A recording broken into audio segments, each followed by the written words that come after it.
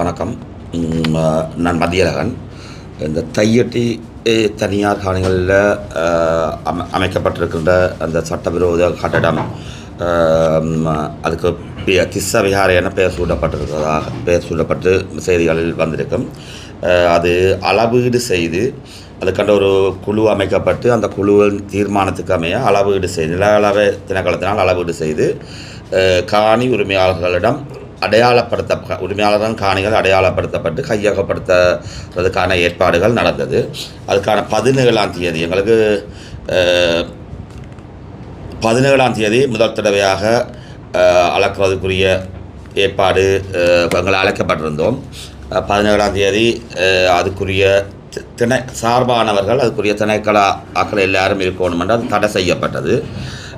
பிறகு 2 நாள் முந்தின நாள் அந்த அளக்கிறதுக்கான ஏற்பாடு நடக்கப்பட்டிருந்தது. அங்கே எங்களை பிரதேச செயலர் தான் ஒரு கடிதம் மூலம் காணி உரிமையாளர்களுக்கு காணிகளை கொடுக்கிறதுக்காக என்று சொல்லி ஒரு கடிதம் மூலம் எங்களை அழைச்சிருந்தார். அங்கே நில அளவு திணைக்களம் எங்களுக்கு வாய் மூலம் வழங்கப்பட்டது. யாழ்ப்பாண நில அளவு திணைக்களம் அளக்கப் போவதாகவும் கொழும்பிலிருந்து அவர் அதை பார்வையிடுவதற்காக 2 நில சேவைய சூப்பரண்டன்மார் வர்றதாக. ஆனால் நாங்கள் அங்கே சென்ற பொழுது கொழும்பிலிருந்து 2 டீம் அவர்கள் தான் அளப்பதாக எங்களுக்கு அறிய கிடைத்தது. மேலதிகமாக சில திணைக்களங்களும் அந்த எங்களுடைய காணிகள் அடாத்தாக பிடிக்கப்பட்ட இடத்துக்குள்ளே நின்றார்கள். காணி உரிமையாளர்கள் முழுவதுமாக ஐடென்டி கார்டு செக் பண்ணப்பட்டு தான் உள்ளுக்கு அனுப்பப்பட்டார்கள். அப்போ நாங்கள் அங்கே சென்ற பொழுது நாங்கள் அவர்களிடம் கேட்டது காணி உரிமையாளர்களின் காணிகளை அளவீடு செய்து அவர்களை அடையாளப்படுத்தி காணி உரிமையாளர்களுக்கு கையளிப்பதற்காக இருந்தால் எங்களுக்கு எழுத்து மூலம் நீங்கள் தர வேண்டும் என்று. ஏனென்றால் எங்களை இவர்கள் சந்திப்புகளுக்கு பிரதேச செயலகங்களுக்கு மாவட்ட செயலகத்துக்கு அழைத்த பொழுதும் எந்த ஒரு எழுத்து மூல ஆவணமும் எங்களுக்கு தரப்படவில்லை. அப்போ நாங்கள் மாவட்ட செயலாளர் வாய் மூலம் உங்களோட காணிகளை விடுவிக்க மாத்திரம்தான் அளக்கிறோம், அதை நீங்கள் நம்பலாம் என்று சொன்னதுக்காக தான் நாங்கள் அங்கே சென்று எங்களுக்கு வழங்கப்பட்ட வாய்மூல தகவல்களை மீறி அங்கே சில திணைக்களங்களும் பல நபர்களும் இருந்த காரணத்தினாலே காணிக்காரரை விட பல நபர்களும் இருந்த காரணத்தினால் எங்களுக்கு சில சந்தேகங்கள் எழுது. ஆகவே நாங்கள் எழுத்து மூலமாக நீங்கள் தர வேண்டும் என்ற கோரிக்கையை வைத்தோம். அவர்கள் எழுத்து மூலமாக என்றால் அதில் தையட்டி மக்களுடைய காணி பிரச்சனை தான் அங்கே இருக்கிறது.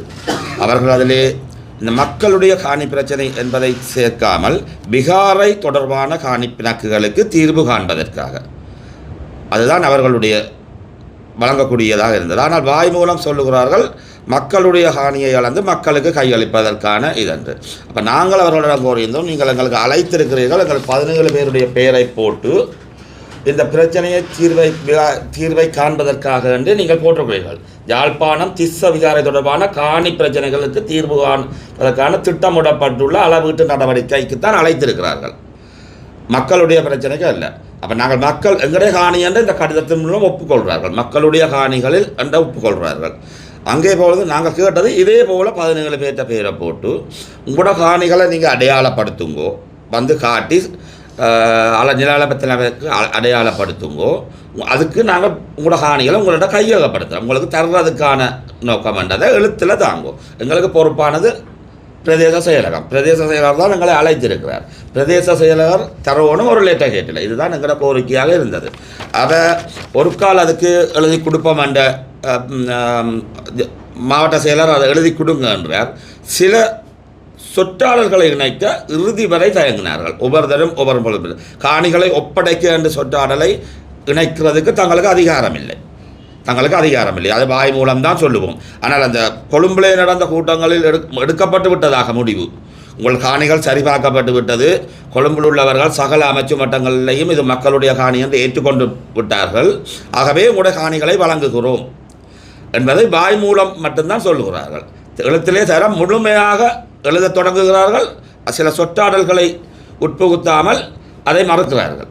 அந்த சொற்றாடல் இருந்தால் காணிகளை மக்களுக்கு வழங்க என்ற சொற்றாடலை முழுமையாக மறுக்கிறார்கள். அப்படியான வாதி பிரதிவாதங்கள் போய் நாங்கள் எழுத்து மூலம் இல்லாத பட்சத்தில் எங்களை காணிகளை அடையாளப்படுத்திவிட்டு அவர்கள் என்ன செய்ய போகிறார்கள் என்று வலுவான சந்தேகம் எங்களுக்கு எல்லோருக்கும் இருந்தது. அதன் பின்னர் சுமார் 1.5 மணி நேரங்கள் காணி உரிமையாளர்கள் மரத்துக்கு கீழே இருக்க விட்டு அந்த உள்ளுக்கு அந்த கட்டடத்துக்கிட்ட இருக்கிற அந்த பிக்குவோடையும் மேலதிகமாக வந்த சிலரோடையும் கலந்துரையாடல்கள் நடந்தது. அந்த அமைக்கப்பட்ட குழுவுக்கு அப்பாற்பட்ட சிலரும் அந்த கலந்துரையாடல்கள் இருந்தார்கள். அமைக்கப்பட்ட குழுவில் உள்ள GADS விட அப்பாற்பட்ட சில பேரும் அந்த கலந்துரையாடல் இருந்தார்கள். 1.5 மணி நேர கலந்துரையாடலுக்கு பிறகு நாங்கள் கேட்ட மாதிரி எங்களுக்கு கடிதம் தரலாம், ஆனால் எந்த ஒரு முத்திரையிடப்பட்ட இதிலேயும் இல்லாமல் வெற்று பேப்பரில் உங்களோட காணி அளந்து உங்களுக்கு ஒப்படைக்கிறோம் என்ற கடிதத்தை தந்து கீழே அதைத்தான் அவர் மாவட்ட செயலாளர் காட்டினது. இந்த கடிதமும் கொடுக்க ரெடி, இத்தனை பேர் சைன் பண்ணியிருக்கிறோம். அதிலே குறிப்பிட்டவாறு அது தையட்டி மக்கள் என்றதும் அதில் சேர்க்கப்படவில்லை. இந்த விகாரை காணி பிரச்சனை சேர்க்கப்பட்டிருக்கு. கீழே 7 பேர் 6 பேர் சைன் பண்ணி இருக்கிறார். அந்த 6 பேரில் எங்களோட பிரதேச செயலாளரும் சைன் பண்ணி இருக்கிறார். அதை வெற்று பேப்பரில் அது வந்தபடியால் அது எங்களுக்கு ஆலோசனை வழங்கியவர்கள். இது வெற்று பேப்பர் உங்களுக்கு நாளைக்கு காணி விடுபடாமல் காணி கையகப்படுத்தப்பட்டால் நீங்களே கூட காணிகளை அடையாளம் காட்டுகிறீர்கள். அது ஏதோ ஒரு பகுதியூடாக கையகப்படுத்தப்பட்டால் இந்த வெற்று பேப்பருடன் 5 பேருண்ட சைனோட கொண்டு போய் எங்கேயும் நீங்கள் காட்ட மாட்டீங்கள். அதுக்கு வேறு விதமான பதில்கள் அளிக்கக்கூடிய வாய்ப்புகள் நிறையவே இருக்கிறது. எனவே வரலாற்றில் பல காணிகள் அப்படி சுவீகரிப்பு அண்டு பல நிகழ்வுகள் நடந்திருக்கு. ஆகவே அந்த எழுதப்பட்ட 6 பேரும் கூட குழுவில் நீங்கள் தீர்மானித்த அந்த 6 பேரும் பிரதேச செயலருக்கு அதை கொடுங்க. பிரதேச செயலர் இதில் எப்படி சொல்லியிருக்கிறாரோ அதை போல் இந்த தீர்மானம் இங்கே எடுக்கப்பட்டதுக்கு அமைய இந்த காணிகளை ஒப்படைக்கிறதுக்கான அனுமதி வழங்கப்பட்டிருக்கின்ற பிரதேச செயலர் இதில் தந்தால்தான் நாங்கள் அளக்க விடுவோம் என்றதை தான் நாங்கள் சொன்னது. இதில் முக்கியமான விஷயம் நாங்கள் உங்களுக்கு சொல்லணும். இந்த காணி அளவீடு செய்து அந்த காணிகளை கொடுத்தால் இந்த காணி உரிமையாளர்களை விட சந்தோஷப்படுறது வேறு யாருமே இருக்க முடியாது. காணிகளை ஒப்படைத்தால் அளவீடு செய்து அதுக்கு நாங்கள் தடையாக எக்காரணம் கொண்டும் தடையாக இருக்க போகிறதில்லை. நாங்கள் எங்களை காணிகளை எடுக்கிறதுக்காண்டித்தான் தொடர்ந்து பல முயற்சிகளை பல விதமான முயற்சிகளை செய்து கொண்டு இருக்கிறோம்.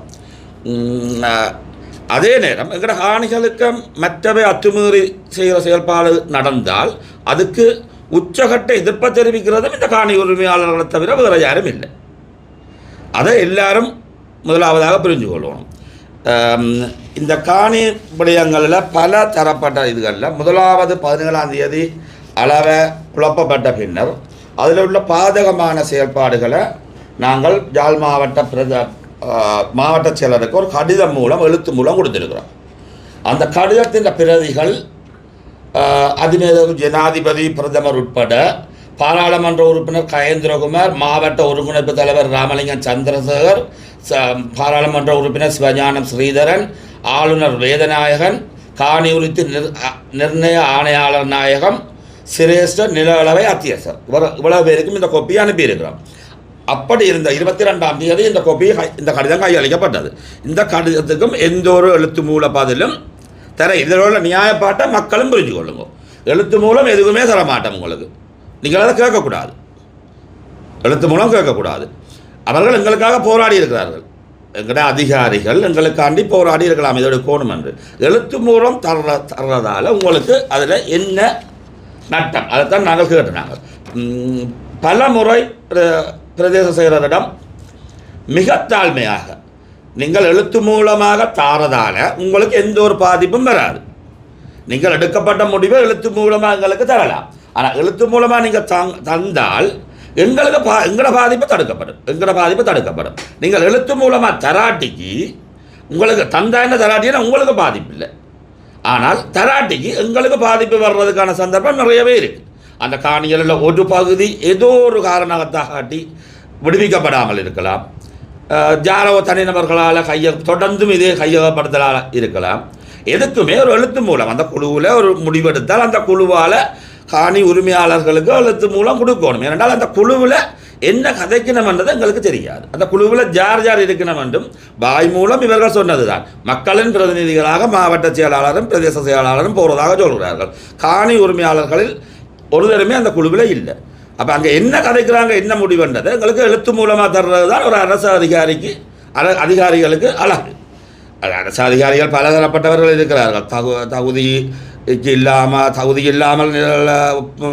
அந்த இடங்களுக்கு வந்த பல அரசு அதிகாரிகள் இருக்கிறார்கள் என்றது சகல மக்களுக்கும் தெரியும். அவைக்கு அதை எழுத்து மூலம் கொடுக்குறதுல சங்கடங்கள் இருக்குதோ இல்லையோன்றது எங்களுக்கு தெரியாது. எங்களுக்கு அந்த நிலைமை தெரியாது. முறைமை என்றது எழுத்து மூலம், அதுதான் மக்களுக்கு பாதுகாப்பானது. அதைத்தான் நாங்கள் கோரினாங்கள். இறுதி வரை அவர்கள் அதை தரவில்லை. அந்த ஒரு பிரதேச செயலாளர் அழைத்த பிரதேச செயலாளரால் ஏன் நாங்கள் அழைத்த இந்த இந்த எடுக்கப்பட்ட முடிவை பிரதேச செயலாளரும் இருந்து அந்த குழுவிலே ஒரு ஆள் அந்த முடிவை வாய் மூலம் சொல்கிற முடிவை எழுத்து மூலம் தந்து நாங்கள் ஊடகாணிகளை விடுவிக்கிறோம் என்றால் அந்த நில அளவை முடிஞ்சிருக்கும். மற்றபடி எந்த இது ஒன்றும் நாங்கள் இது தடை செய்ய எந்த ஒரு முயற்சியுமே எடுக்கையில். நாங்கள் தடங்களாயும் இருக்கையில். எங்களுக்கு பலத்த சந்தேகங்கள் இருந்தது. எது ஒன்றையுமே எழுத்து மூலமாக அவர்கள் கொடுக்க தயாரில்லை. அவர்கள் உங்களுக்கு காட்டினது வெற்று பேப்பர். எங்களை அழைத்தது பிரதேச செயலாளர். அவர் காட்டினது வெற்று பேப்பரில் 6 பேருடைய கையொப்பம். அதில் பிரதேச செயலாளர் முத்திரையும் இருந்தது. சட்ட ரீதியாக வலுடையதோ அல்லது எங்களுக்கு எங்கேயும் வாதிட முடியும் இப்படி ஒரு பிரதேச செயலாளர் தான் எங்களுக்கு பொறுப்பு. காணிக்கு அந்தந்த பிரதேச செயலாளர் தான் காணிக்கு பொறுப்பு. அந்த அடிப்படையில் தானே அந்த குழுவில் பிரதேச செயலாளர் இணைக்கப்பட்டவர். நீ அது புத்த சாசனம் அமைச்சு தான் அது இருந்திருக்கு. இதிலேயே சொல்லியிருக்கிறோம், புத்த சாசனம் அமைச்சு மேற்குறிப்பட்ட கடிதத்தின் ஊடாக எடுக்கப்பட்ட முடிவின் ஊடாகத்தான் உங்களை அழைக்கிறோம் என்று. அந்த புத்த சாசனம் அமைச்சு உள்ளடக்கப்பட்ட அந்த குழுவில் காணி உரிமையாளர்களுக்காக பிரதேச செயலாளர் தான் இருக்கிறார். பொதுவாக காணி உரிமை அந்தந்த பிரதேச செயலாளர் தான் அந்தந்த இதுகளுக்கு ஒரு பொறுப்பாளி. ஆனால் ஏன் பின்னிக்கிறார்கள் எது வேற தெரியாது.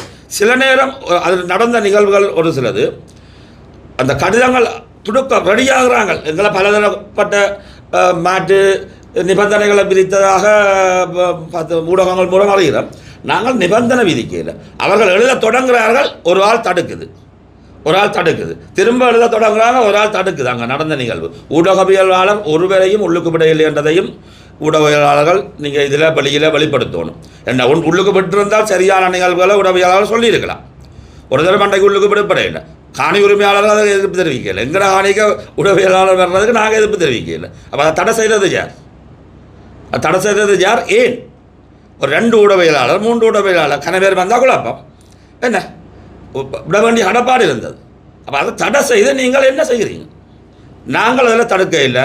எங்களுக்கு காணி அளவுறதில் எந்த ஆட்சேபனையும் இல்லை. காணி எங்களுக்கு வரணும், எங்கட காணி எங்களுக்கு வரணும். எங்களுக்கு வர்றதுக்கு உள்ளக தடைகளை ஏற்படுத்தக்கூடாது. அடுத்து இது சம்பந்தமான எந்த ஒரு கூட்டத்துக்கு போனோமே கொழும்புல கூடின கூட்டத்திலையும் என்ன நடந்த அந்த எழுத்து மூலமான அறிவிப்பும் இல்லை. கூட்டம் முடிஞ்சு வந்து காணி உரிமையாளருக்கு இன்றைக்கு நடந்த கூட்டத்தில் இன்ன கலந்துரையாடப்பட்டது அண்டு அந்த அறிவிப்பும் எங்களுக்கு கிடைக்கல. நாங்கள் முடிவெடுத்துட்டோம், அழக போகிறோம், உங்களுக்கு காணி விட போகிறோம். அப்போ இருக்கிற கட்டிடம் என்ன? அப்போ அந்த கட்டிடம் ஜாட்டி ஒரு காணிக்கான வரப்போகுது. அதுக்கு என்ன செய்ய போகிறீங்க? அதுக்கு முடிவெடுத்துருக்கிறீங்களா? நல்லா யோசிங்க. அதுக்கு முடிவெடுத்திருக்கிறீங்களான்றதை முதல் என்ன, அதுக்கு முடிவெடுக்கப்படையில்லை. அதுக்கான விதையும் உங்களுக்கு கூட அன்றைக்கு சொல்லியிருக்கலாம். அது கட்டடத்துக்கு முடிவெடுக்க இல்லை. ஒரு ஒதுக்குப்புறமாக அதை வைப்போம். அது ஒதுக்குப்புறமாயே இது கட்டுக்கும். நீங்கள் எங்களோட பிரதேச செயலாளர் எங்களுக்கு அந்த வாய்மொழி மூலம் தந்த உறுதிமொழியை எழுத்து மூலம் மட்டும்தான் நாங்கள் கோரினென்று நாங்கள் வேண்டாம் என்று தடுக்கையில். அதில் என்ன தடைன்றதை அவ தான் சொல்லுவோம்.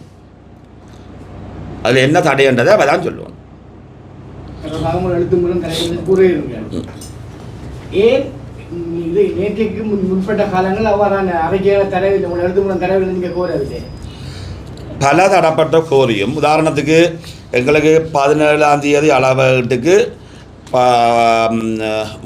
முதல் வந்த ஒரு சனிக்கிழமை எங்களுக்கு கூட்டம் யாழ் பிரதேச செயலகத்தில் எங்களை அழைச்சி பேசினார்கள். அப்போ நாங்கள் அங்கேயும் எழுத்து மூலம் தர விரும்ப இல்லை. நாங்கள் கூட்ட அறிக்கையை கேட்டோம். பல தடவை நாங்கள் அந்த நேரடியாக போய் கேட்டும் கடைசியாக இருக்கா பிரதேச யாழ் மாவட்ட செயலர் சொன்னார், காணிக்கு பொறுப்பான மாவட்ட அதிகாரிக்கு ஏஜிஏ லேண்டுக்கு நீங்கள் அந்த அறிக்கையை கொடுங்க. 3-4 தரம் போக போக அந்த அறிக்கை எங்களுக்கு கிடைக்கப்படையில்லை. அதாவது உங்களுக்கு காணி அந்த கூட்டத்தில் எங்களுக்கு சொன்னது, வாய்மொழி மூலம் சொன்னது, அளந்து உங்களுக்கு கையளிக்க போகிறோம். அந்த கூட்டத்தில் நடந்த அறிக்கையே தரலாம் தானே, தர இல்லை. எங்களுக்கு கொடுக்க சொல்லிட்டாருல்ல இவருக்கு. அவர்கிட்ட நாங்கள் போய் கேட்டோம், அந்த அறிக்கையை தாங்கும் பல தடவைப்பட்ட 5 இருக்குது, அங்கே இருக்குது, சைன் பண்ணிட்டோம், சைன் பண்ணையில் சைன் பண்ணிட்டோம், கோல் எடுக்க சைன் இருக்குது, ரெடியாக இருக்குது. இப்போ திடீரென்று அது 2ஆம் முறை அளக்க முதல் இல்லை, அதாவது சனிக்கிழமை சும்மா சந்திப்பு தானே, இது நடந்த உண்மையான நிகழ்வு. அது சனிக்கிழமை சும்மா சந்திப்பு தானே, இதுதான் பதில் வந்தது. படைச்செடுக்கலுமோ ஆஃபீஸுக்குள்ளே போய் நாங்கள் இழுத்தெடுக்கலுமோ, அவர்கள் தரணும். அவர்கள் இதில் அதான் நாங்கள் சந்தேகப்பட்டது, வலுவான சந்தேகம். நாங்கள் அன்றைக்கு எழுத்து மூலம் இல்லாமல் தரமாட்டம் பண்ணதுக்கு வலுவான சந்தேகம். எந்த ஒரு எழுத்து மூலம் இதையுமே எங்களுக்கு தர்றதுக்கு தயக்கம் காட்டுறாங்க. அவ்வாறு தராத பட்சத்தில் எதற்காக என்ன சூழ்நிலையால் காணி அளக்கிறதுக்கு நீங்கள் இலக்கம் தெரிவித்திருந்தீங்க. ஏற்கனவே உங்களுக்கு எழுத்து மூலம் ஒரு அறிக்கையிலோ ரிப்போர்ட் தராத பட்சத்தில் இருந்த சூழ்நிலையில் எந்த நம்பிக்கையில எந்த உத்தரவாதத்தின் அடிப்படையில் காணி அளவிடுவதற்கான இதுக்கு இணங்கி சென்றார் அவர்கள் அதுக்கு நாங்கள் கேட்டதுக்கு யார் அளக்கிறது என்று நாங்கள் கேட்ட பொழுது திரும்ப கேட்க சொன்னாங்க. யாழ்ப்பாண நில அளவு திணைக்களம் தான் அளக்கிறதாக 4 பேர் இந்த பேரை வாசித்து சொன்ன தகவலை சொன்னாங்க. இந்த 4 பேரும் அங்கே இருந்து அந்த கூட்டத்தில் கலந்து கொண்டவர்கள் சார்பாக வரப்போகிறாங்க. அது தங்களுக்கு தேவை. ஓகே, நாங்கள் மேக்சிமம் விட்டு கொடுக்கணும். இதை அளவீட்டு செய்து இந்த காணி பிரச்சனை நெடுந்தூரமாக போகுது, அதை முடிக்கிறதுக்கு மேக்சிமம் இறங்கி முடிஞ்ச அளவுக்கு இறங்கி போவோம்ன்ற ஒரு எண்ணப்பாடோட. ஆனால் நில திணைக்களம் 2 யூனிட் வருதுன்றது முழுக்க அளக்கிறதுக்கு அங்கே தான் வந்திருக்கணும். எங்களுக்கு அறிவிக்கப்படாத பலர் அங்கே நிற்கணும் நாங்கள் போகும் பொழுது. ஆனால் எங்களை வாசலில் காவல்துறை மறைச்சி செக் பண்ணுது ஐடென்டி கார்டு. இப்படியா நாங்கள் போன பொழுது நடந்த நிகழ்வுகள் தான். போகும் பெற எங்களால் முடிஞ்ச அளவுக்கு இறங்கி அந்த நிகழ்வை முடிக்கணும் என்ற ஒரு மனவிருப்பத்தோடு போகணும். நாங்கள் அங்கே போக நடந்த நிகழ்வுகள் பலத்த சந்தேகங்களை ஏற்படுத்தினது. பல திணைக்களங்கள் எங்களுக்கு இவர்கள் வாய் மூலம் சொல்லப்படாத திணைக்களங்களும் அங்கே நின்றாங்க. அது எங்களுக்கு பலத்த சந்தேகங்களை ஏற்படுத்தினது. அப்போ திரும்பவும் நாங்கள் அதில் வச்சு எழுத்து மூலம் தந்தால் தான் நாங்கள் சம்மதிப்போம்.